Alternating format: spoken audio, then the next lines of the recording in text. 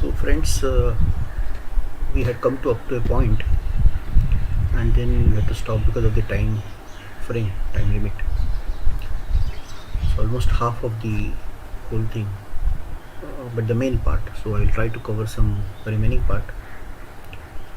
As we have seen last time in the previous slide, that when you look at the statue, so there's such a calmness on the face of Buddha, the calmness of Nirvana. So an artist who wants to bring that, he or she also must be having at least some glimpse of that. So a shilpin or a sculptor was also required to undergo a very severe, or you can say very austere sadhana, and that is the case with every art, whether it is a music or dance or painting. Unless you undergo that penance, unless you undergo that sadhana, unless you do this riyaz regularly, no Indian art can be done, probably, because it is not out of some intellect, or it is not out of some imagination or a momentary idea. It is basically, as we said last time, it is a very serious effort to bring out the infinite through a media of finite. And unless the person has this type of aspiration as well as trained mind, he can not create it. In fact, if that is not there, he cannot even look at it and enjoy it. So to really appreciate Indian art, one has to be, to some extent, one has to be a sadhak, a person who himself is on the pursuit of paramartha or adhyatma marga. Then he will enjoy it. Only a materialist look at it only from the physical point of view, dissecting the composition of material and the dimensions of different parts cannot give you the idea. That is why architecture, sculpture or painting, these are the three great art forms which generally appeal to the spirit through eye, and each one has got some peculiarities, but they all try to bring the invisible out in Indian format. And the form, with its insistent mass, proportions, lines, colors, can only justify it to the service of something which is intangible, something which is beyond. It is as a servant to all these things, and it is just to remove the veil between us and the infinite. So Indian way of approaching the matter, we said matter itself is also a Brahman, but the way we approached it is just opposite pole of what is in the Western art. Here there is mass, color, shape, posture, a physical sensation, even a physical excitement, but sensuality. But all this is, it's only a means or a instrument to take us to something beyond. It is a hint, it is a suggestion. Firstly and lastly, it is not more than an instrument or a suggestion or a symbol, but is not in itself. If you stop your view, if you stop your rasagrana, your appreciation of the art at that point of time, then you have missed the whole crux of Indian art. That is very important, and that is why we have to go beyond to something which is inside, something which the artist is trying to show you. So that is why they say that don't look at my finger, look at the moon to which this finger is pointing. So that is one of the example which we often know, that when you keep on looking at the finger is only a pointer to that which is in the sky. It is pointing to it, it helps you, but it is not the end of it. And it is a passage, as we said, that to something which is limitless self, or the Mahanatma, which carries to us in the sea of its presence a living shape of itself, small in comparison to its own infinity, but it's sufficient by the power that informs this symbol to support some aspect of that. See, look at the cosmic dance of Nataraja, for example, or 1800 Durga, or look at the gigantic standing Buddha or sleeping Buddha in Ajanta. I will know that it is finite. Yes, it is a smaller image in comparison to what it is trying to project as a cosmic image, but still it is sufficient to give you that feeling.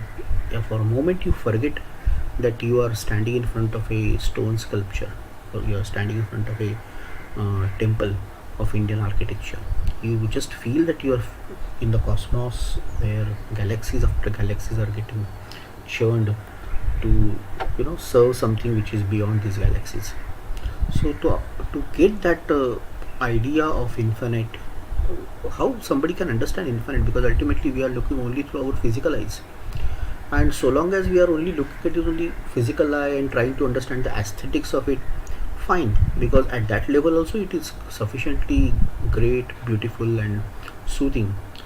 But what is important is we have to go one step further and try to understand that it is trying to reveal some secret.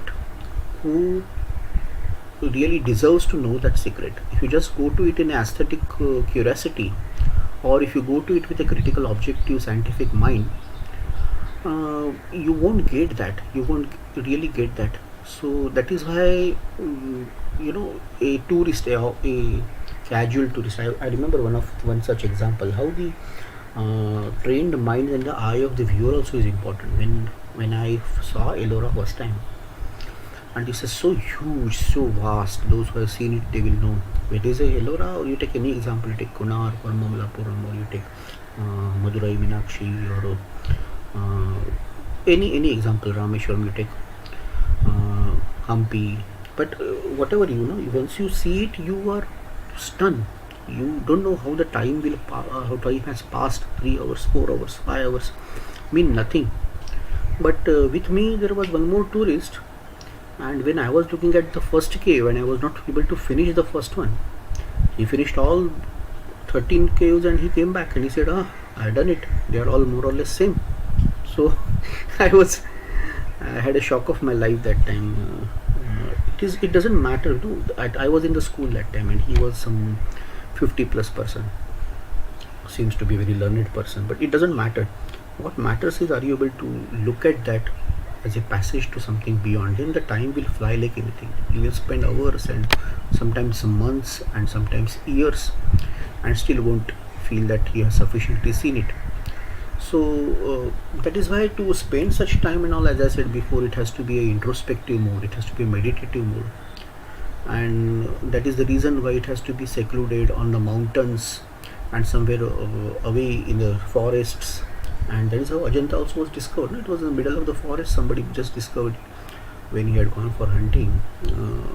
And it is also important that when you try to see these images of Indian architecture, because we now know that it is a spiritual journey, so we should be able to see it in its totality.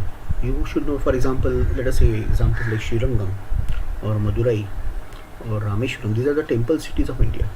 So when you look at that, you should not just look at the architecture of the temple, you should also look at the surroundings. What all this entire village is supportive or supported by this temple. So the temple city has got a temple, but it has also got so much of surrounding structures, and you have to preserve that entire area. Unfortunately, not every time it is preserved. You see that just around the temple there are new buildings, and a lot of crowded places are there, markets are there, sometimes even movie posters are there. I was very pained to see something like this when I went to Madurai Meenakshi. I don't know latest what is there, if they have made it better, but we must know that not just the temple structure, but entire surrounding is part of that particular environment and the experience. So you should not miss it. Some temples you see, if they are secluded and fortunately not much fiddled with by the modern civilization, then you will find how the surrounding, the nature, the sky, the trees around it and the landscape, everything, it adds to that experience. So it is an experience of going to the cosmic spirit through earth. An Indian temple, Sri Aurobindo says, maybe for any godhead, doesn't matter, but it is ultimately altar raised to the divine self. It's a yajna. So as the yajna is, the flames go high in the sky, similarly the shikhar or the gopuram also goes high. You must be knowing that the structure of the temple is based on human body.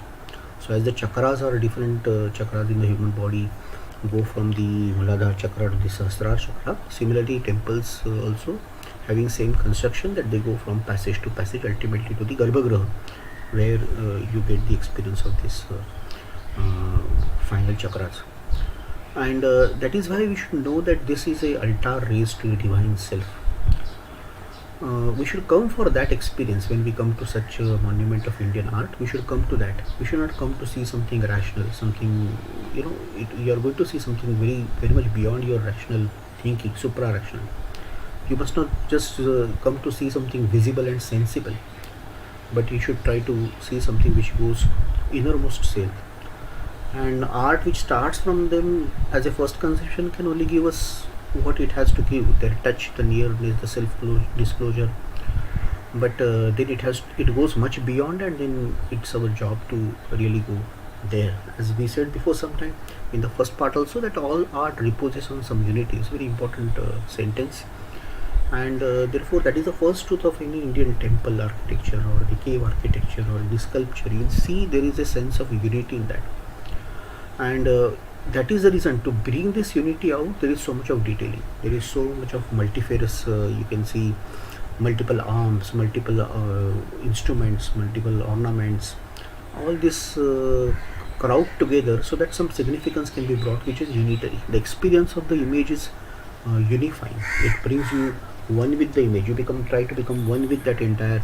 If you look at the example of Ravan Garvaharan, the very famous sculpture in many parts of India, including Ellora, Kailasa, then you will find that the Kailas, the Ravan moving it with his 10 heads and hands, 20 hands, and then Shiva and Shiva and the Parvati sitting on the top of the mountain, everybody running around. So it's as good as a huge, something like a film happening in front of you, and you become part of that drama. You become part of that. You see feelings on the face of everyone, the amusement on the face of Parvati, and the smile on the face of all-knowing smile on the face of Mahadeva, and the frustration on the face of Ravana and ego. It's a fantastic oneness which you see in the multiple images, and citizens running here and there, not exactly sure what is happening.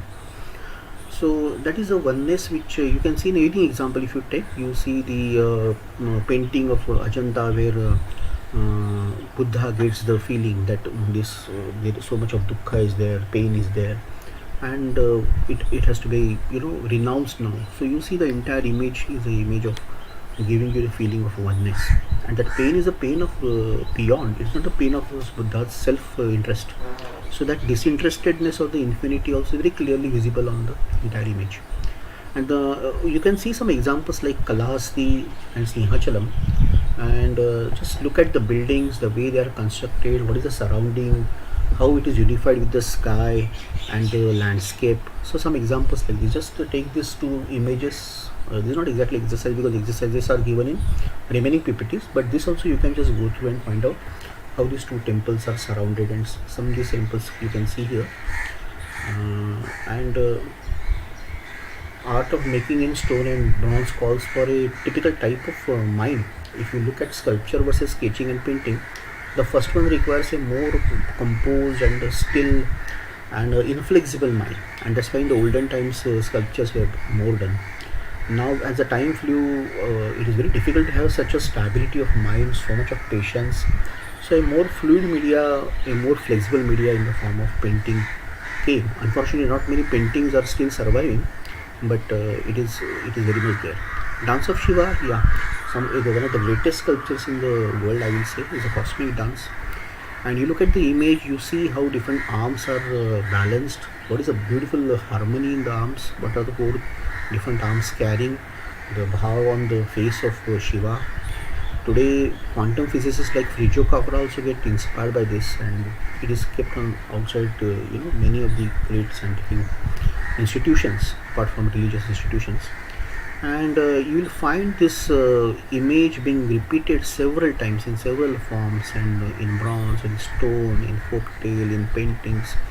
But it has captured the imagination of India, and now imagination of the world. You'll find painting expressions are not that high, especially in the earlier times, except Ajanta and some other places in Padmanabh. Kerala also there are some painting you can see.